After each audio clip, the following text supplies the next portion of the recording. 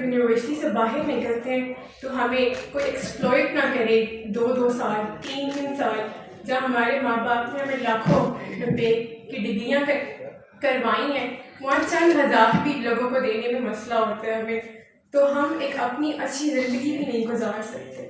تو اس لیے میں اگر آپ نے مجھے موقع دیا آپ کی ریپرزنٹیٹیو بننے کا، تو میرا سب سے پہلے کام یہی ہوگا کہ میں روزگار لے کے آؤں گی. میں نے اپنے اس حلقے میں کافی سروے کیا ہے اور مجھے یہی پتہ چل رہا ہے کہ ایک علاقے میں اگر 20 مرد ہیں، جوان ہیں، فیملی والے ہیں، جن کے 3 بچے بھی ہیں، وہ گھر بیٹھے ہیں، ان کے گھر لڑائیاں ہیں کہ ہمارے گھر کھانا نہیں پک رہا، وہاں پہ ڈپریشن ہے، مینٹل ایشوز چل رہے ہیں اور لوگ سوسائڈ کرنے پہ آ گئے. تو اب اگر ہم اس چیز کو آپ نہیں دیکھیں گے تو کبھی نہیں دیکھیں گے. ہمارے جو نوجوان طبقہ ہے، اس کی آواز کہاں پہ؟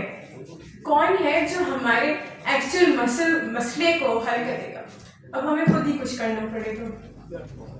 اور اس کے علاوہ دوسری بات یہ ہے کہ صحت. اگر آپ دیکھیں، ملک تو بہت بڑا ہے ہمارا اور ملک کے مسائل بہت بڑے ہیں.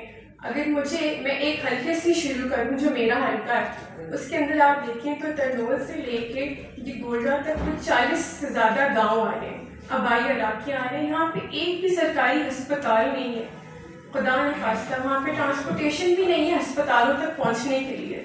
تو اس لیے میں چاہ رہی ہوں اگر میں آتی ہوں تو میں ڈیفینیٹلی ڈسپینسریز بنواؤں گی ہر علاقے میں، چھوٹی چھوٹی، جہاں پہ ایٹ لیسٹ فوراً امیڈیٹ فیسلٹی تو اویلیبل ہوگی آپ کو.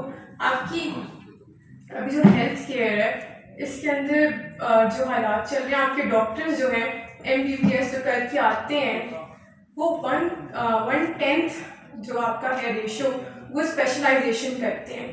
اس لیے آپ کے پاس کوئی کمپٹنٹ لائرز یا ڈاکٹرز یا کسی بھی ادارے میں نہیں موجود کہ ہمارا ملک ترقی نہیں کر پا رہا، کیونکہ ہم میرٹ پہ اور جن لوگوں کو ہمیں اسپانسر کرنا ہے، جن کو اوپر لے کے آنا ہے، وہاں اسٹیٹ فیسلٹی نہیں دے رہا.